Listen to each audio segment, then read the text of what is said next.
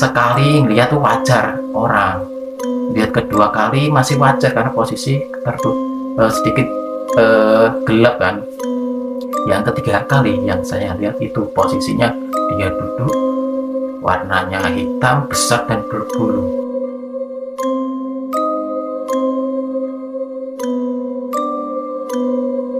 Awal kejadian tahun 2016-2017, pas waktu saya dapat pekerjaan di tempat panti pijat atau spa.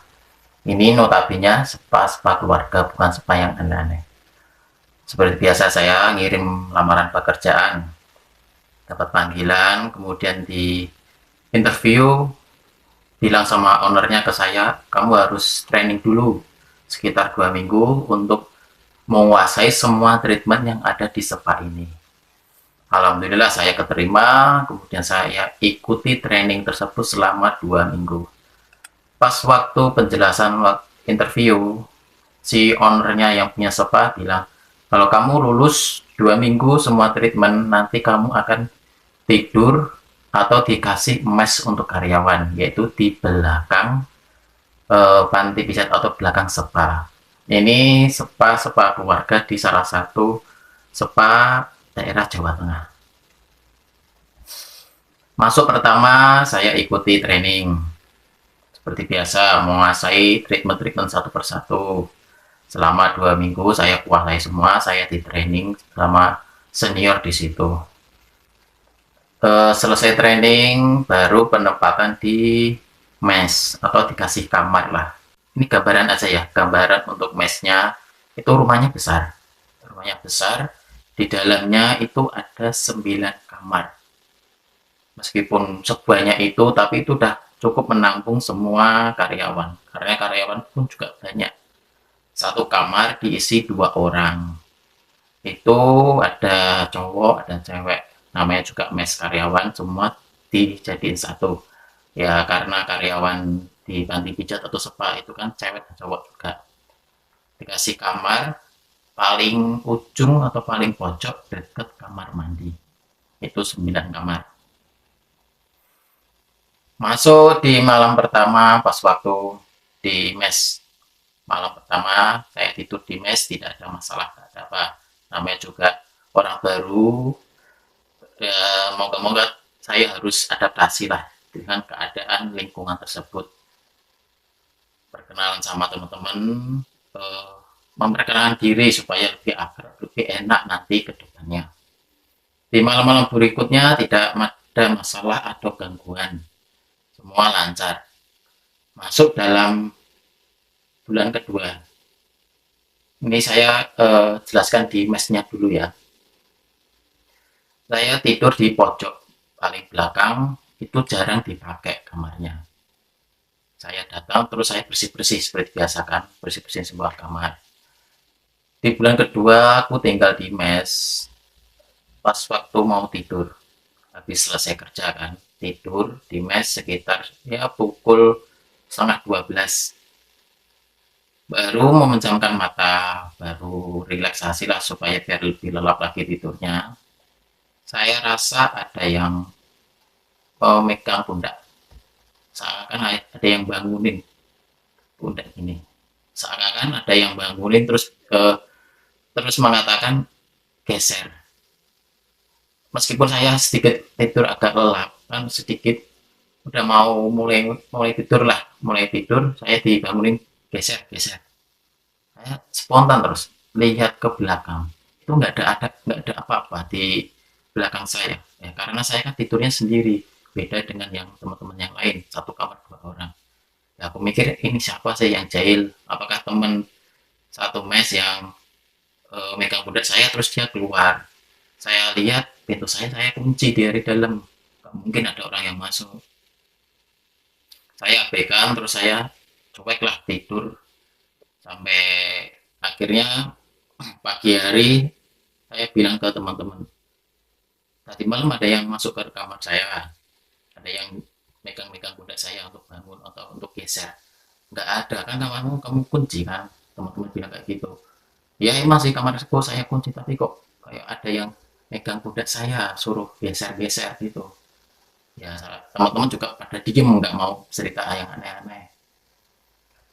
Itu saya abaikan, kemudian saya kerja seperti biasa lah. Ya mungkin saya kecapean atau gimana. Akhirnya saya sedikit halusinasi. Seakan-akan saya dipegang pundak untuk bangun atau untuk bergeser. Saya abaikan, kemudian waktu berjalan, pas waktu momen ini kerja, pas waktu masih jam kerja sebenarnya. Siang hari jam 1 kan pekerjaan modelnya itu kan rolling atau panggilan, ini giliran siapa yang harus megang pelanggan yang lain. Pas waktu menunggu rollingan, saya sempatkan untuk pulang ke mes. Ya sekedar-kedar tiduran-tiduran di dalam mes lah daripada di tempat spa. Agak bosan kan. Saya tiduran mampir ke kamar teman saya yang paling pojok. Temen namanya nih Deca. Namanya Deca, dia tuh sukanya di dalam mes. Gak pernah mau ngumpul di tempat pekerjaan tuh gak mau dia. Dia maunya ya kalau kerja ya nunggu panggilan, nanti saya akan jalan ke tempat kerjaan itu. Nah ini Deca mainnya di dalam kamar dan suka bermain HP atau main game online. Dulu masih rame game Mobile Legends. Saya main, saya main atau saya mampir ke kamarnya, ngobrol-ngobrol lah. Kalau sudah dekat, sudah kenal, sudah enak ya, diajak ngobrol juga. Saya ketok pintu, dia buka terus disuruh masuk. Aku suka main di kamarnya Deca karena di situ ada televisi. Untuk menghilangkan jenuh kan, akhirnya aku ngobrol-ngobrol sama Deca sambil lihat televisi itu kan. Si Deca masih sibuk mainan HP atau di Mobile Legends. Dia baru main, masalah lagi rame-ramenya kayak gitu kan. Saya fokus nonton TV, posisi TV itu dekat dengan pintu kamar. Lagi asik main TV, terus kemudian nggak sengaja nih ada sesuatu yang gerak, ada sesuatu kelibatan, bentuknya tuh masih kayak ya kayak bentuk manusia seperti biasa, tapi kelebatannya tuh agak cepat dan kelebatannya warnanya putih. Sekilas aku lihat loh, apa ini? Kok ada selipetan warna putih? Aku bangun dan lihat. Karena posisi kelipetan ini jalannya menuju ke pojokan. Sedangkan pojokan kamar itu tembok, sudah nggak ada jalan lagi. Nah juga notice juga kok ada orang yang lari ke arah situ, tapi situ kan sudah nggak ada jalan lagi atau pojokan kamar.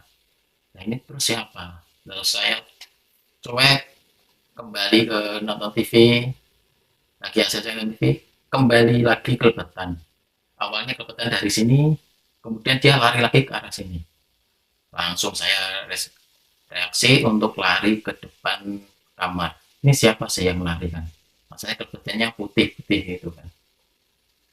Kemudian teman saya si Deca itu notice, bilang, kamu kenapa kok bangun bangun terus lihat ke kamar, lihat ke pintu kamar, bangun lagi lalu lihat lagi ke sana, kamu ngecek ngecek apa kok kok kegiatanmu kok aneh, dia bilang kayak gitu. Tadi aku lihat ada sesuatu yang kelibetan jalan warna putih. Aku kira tuh siapa kan. Akhirnya cuek, kok kelibetan lagi, jalan lagi. Yang kedua, yang arah berlawanan. Si Desa pun sedikit tersenyum dan bilang, kamu lihat tuh, kamu lihat kayak gitu juga. Ya, ya aku langsung jawab juga, emang apa itu? Emang apa kelibetan kayak gitu?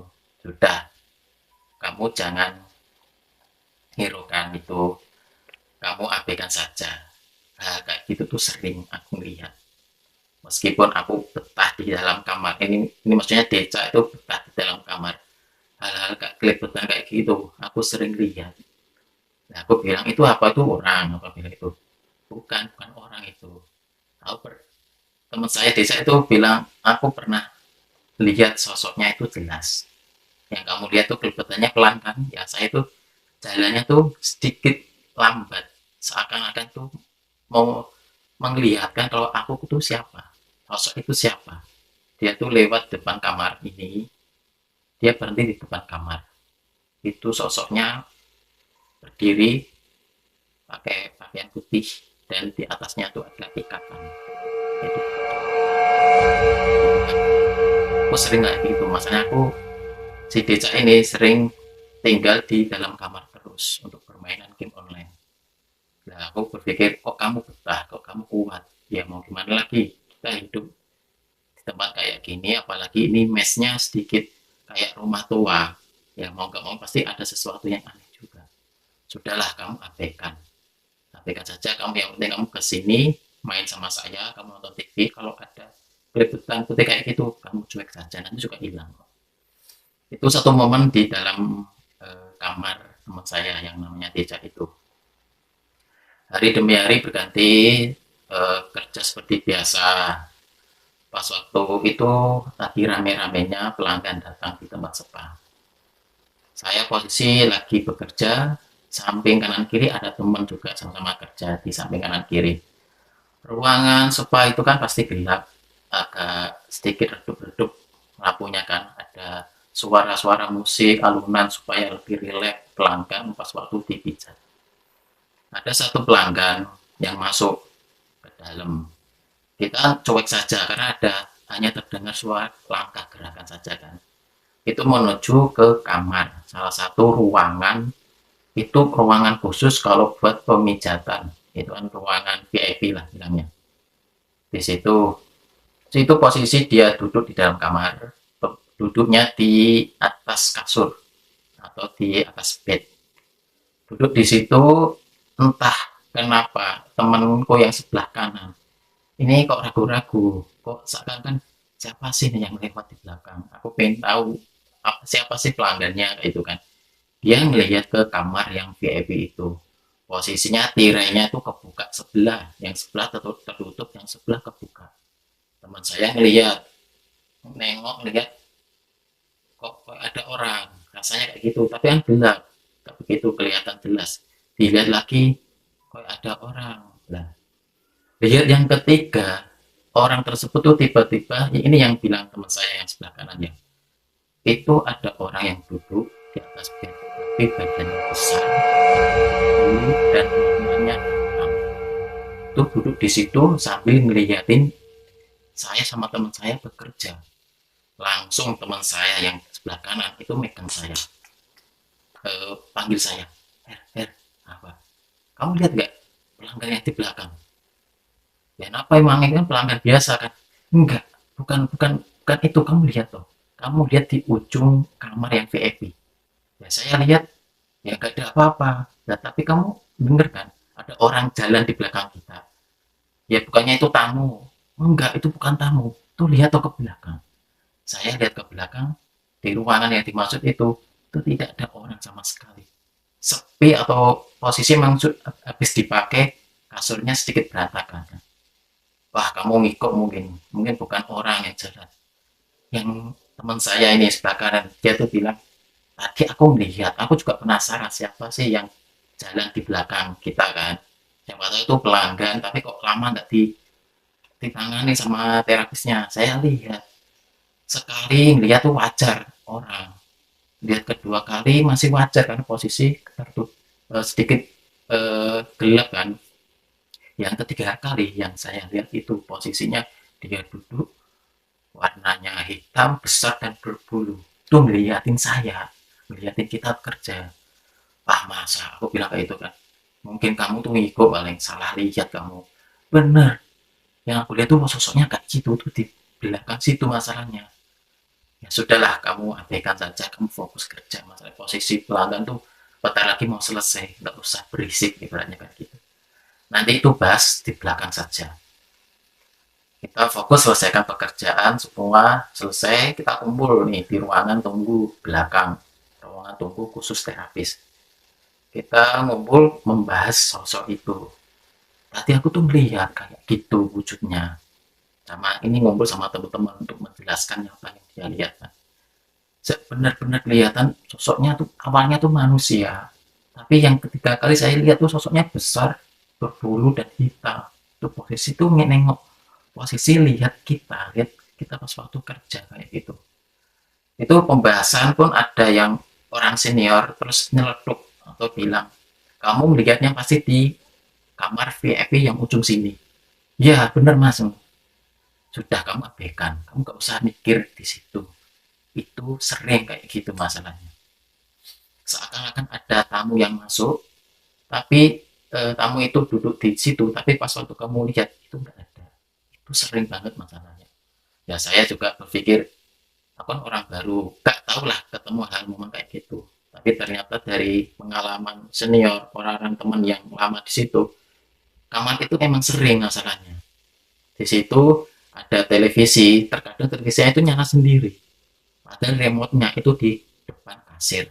Remote gak mungkin di dalam ruangan VIP. Dan televisi itu tuh kadang nyala sendiri, nyala dan berbunyi. Itu sering.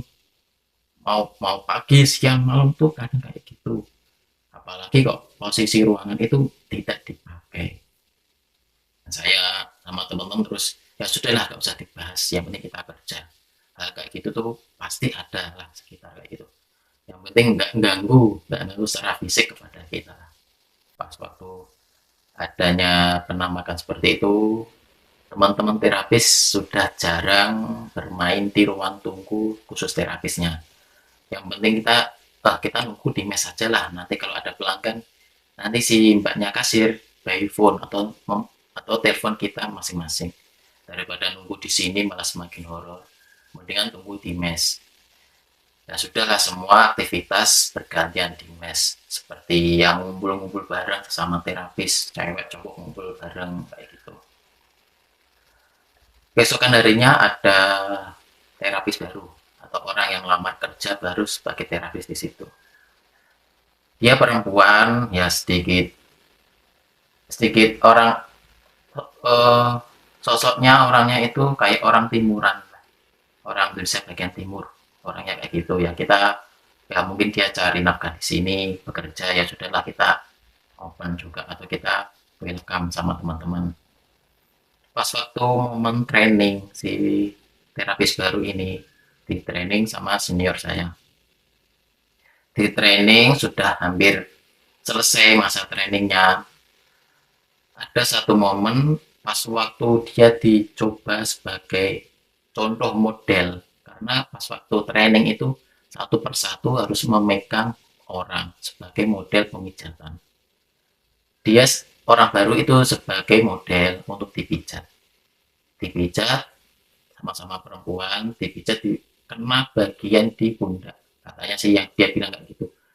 Pas waktu pemijatan di pundak dan di leher, dia ngerasain sesuatu yang berat. Itu posisi di tempat nanti pijatnya di atas, yang paling atas lantai yang kedua khusus untuk training. Dia dipijat di bagian pundak sama leher. Setelah ada pemijatan, katanya si terapis baru ini, kok berat ya, kok sedikit nggak enak malahan. Kalau bahasa itunya tuh jarum. Kok gini badanku mas, kenapa, apakah wajar? Ya emang wajar, kalau kalau orang yang jarang pijat, dipijat pasti akan jarum kayak gitu atau kesakitan. Kemudian dia ngerasa nggak enak, mas aku tak istirahat bentar ya di mes ya, mau tiduran, posisi ini kok nggak enak, posisi di pundak saya. Senior mengizinkan, ya udah kamu tiduran di mes saja, nanti kalau sudah enakan lanjut lagi untuk di training.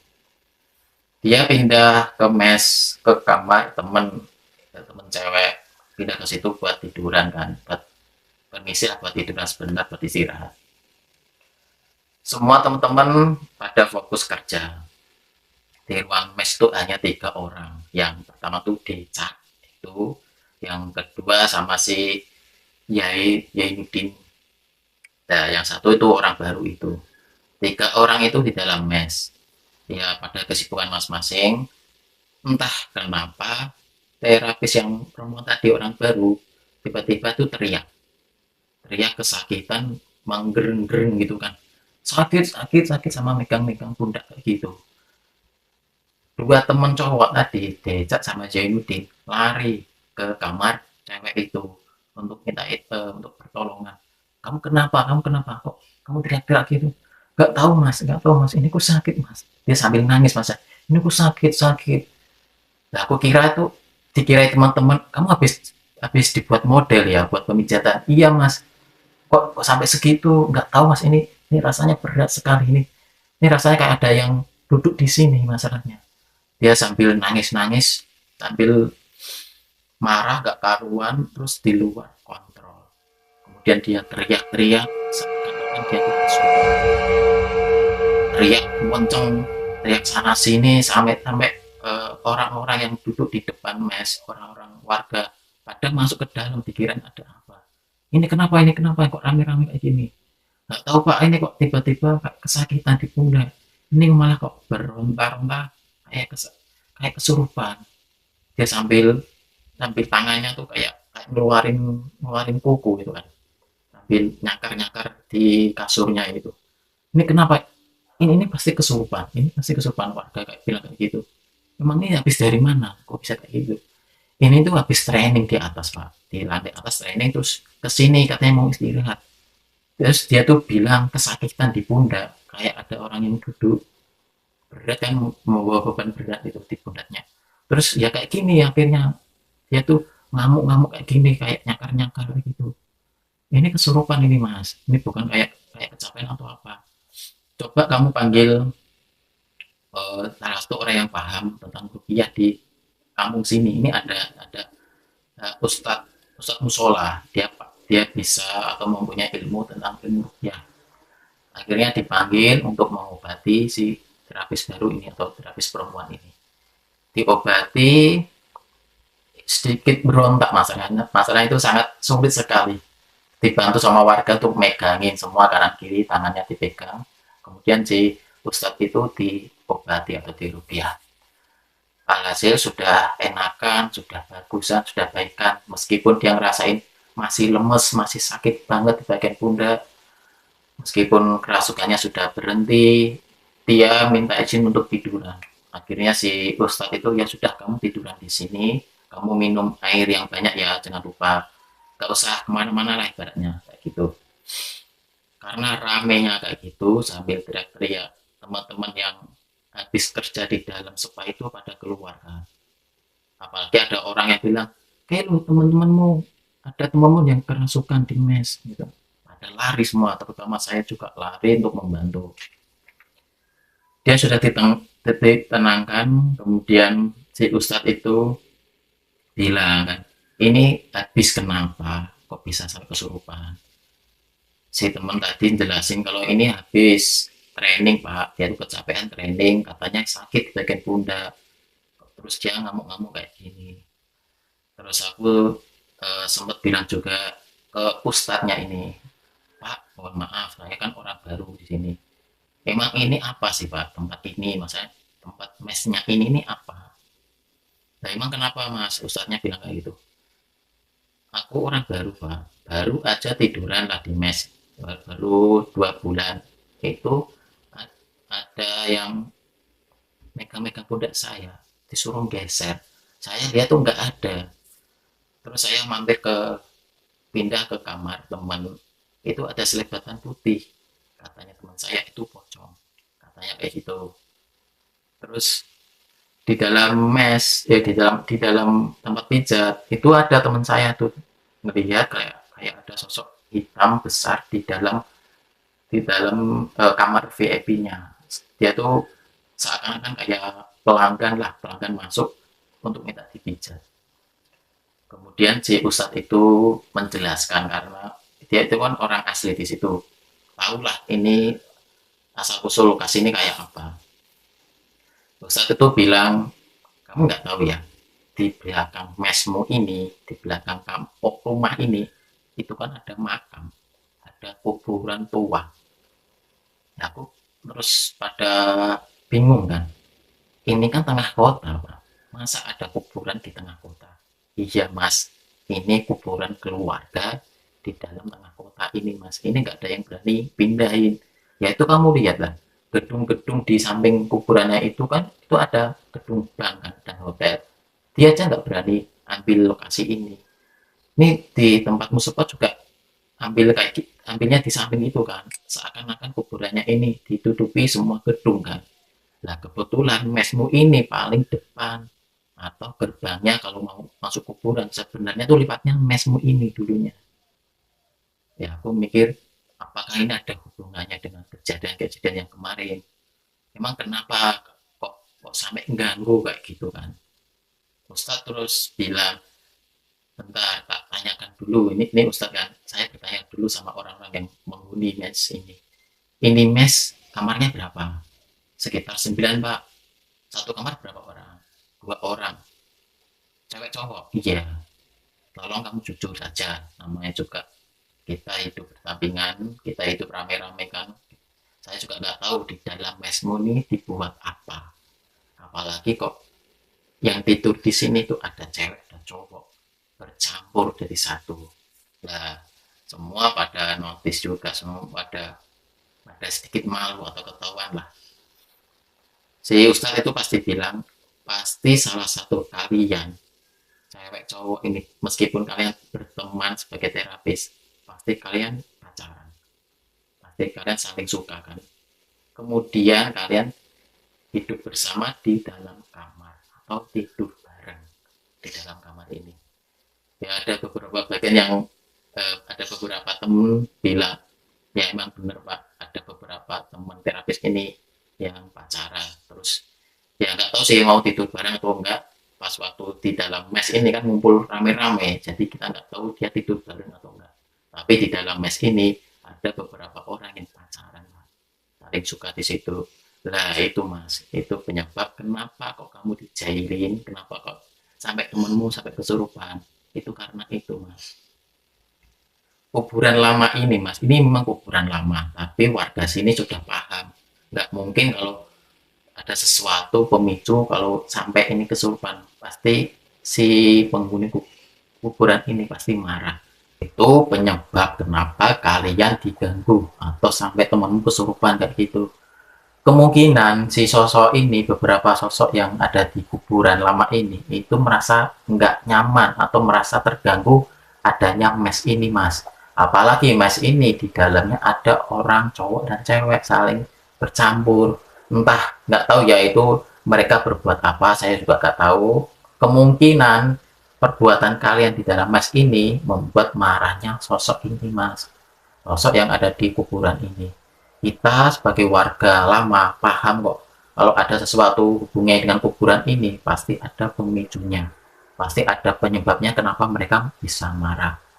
Nah saya serahkan ke kalian yang penghuni mes ini kata ustadznya, kamu mau berubah sama teman-temanmu apa kamu lanjutkan seperti ini, nanti kalau ada kejadian ini lagi warga sini pasti akan marah atau nggak mau lah, seakan-akan mes ini seharusnya ditutup, jangan dibuat hal-hal senonoh kayak gitu. Berita seperti itu sempat didengar sama ownernya atau sama atasan, dan atasannya pun ownernya sempat masuk ke mes atau sidak lah untuk melihat benar nggak sih berita kayak gitu. Dilihat di dalam ada beberapa teman yang masih di dalam kan, ditanyain ini ada berapa kamar di mes ini, ada 9 pak, terus yang cowok tidurnya di mana, di sebelah sini pak 5 kamar, yang cewek 4 kamar pak, kamarnya beda-beda kan, tidak jadi satu, maksudnya tuh tidurnya masing-masing kan, tidak tidur campur itu kan, enggak pak masing-masing pak, yang benar benar. Oh ya sudah, si ownernya kemudian mengabaikan atau tidak memperpanjang berita seperti itu kan, dia pergi, dia pulang, kemudian teman-teman penghuni mes itu dikumpulin, didiskusikan lah bagaimana nih biar gak ownernya tahu atau warga pun juga nggak marah, enaknya gimana nih mes supaya lebih tenang, lebih enak, kita kerja pun lebih enak. Alhasil si teman terapis perempuan dicarikan rumah untuk khusus perempuan sendiri dan mes ini khusus cowok sendiri, akhirnya mereka dipisah semua. Ditakutkan akan kembali kejadian yang kayak kemarin, si penghuni kuburan belakang, kuburan lama itu akan marah lagi, karena marahnya sudah nggak wajar, sudah ngikutin di dalam pekerjaan, di dalam spa pun juga diikutin, udah ada teman yang sampai kesurupan, sampai marah-marah kayak gitu, kita nggak mau mengulangi laginya lah, apalagi kok sudah ketahuan sama warga setempat kalau mes ini dibuat tidur cowok dan cewek. Akhirnya kita diskusi, ketemunya seperti itu. Itu pengalaman saya waktu kerja di spa, salah satu spa keluarga di Jawa Tengah kayak gini. Ada poin positif yang kita ambil. Kita sebagai orang perantau, orang pekerja di tempat orang, alangkah baiknya untuk menjaga attitude atau sopan santun. Meskipun ini kamu dikasih pekerjaan, dikasih tempat tinggal, alangkah baiknya jangan sampai campur jadi satu, cewek dan cowok. Kita sebagai manusia ya lebih baik menjaga diri kita masing-masing lah, menjaga nama baik kita, menjaga nama baik perusahaan juga, supaya tidak ada hal-hal yang aneh yang bakal dialami di depannya juga. Itu poin positifnya. Nanti kalau ada cerita yang lain juga atau ada pengalaman saya horor, akan saya sharing di sini di channel ini juga. Oke, untuk kedepannya harus lebih baik lagi. Itu terima kasih.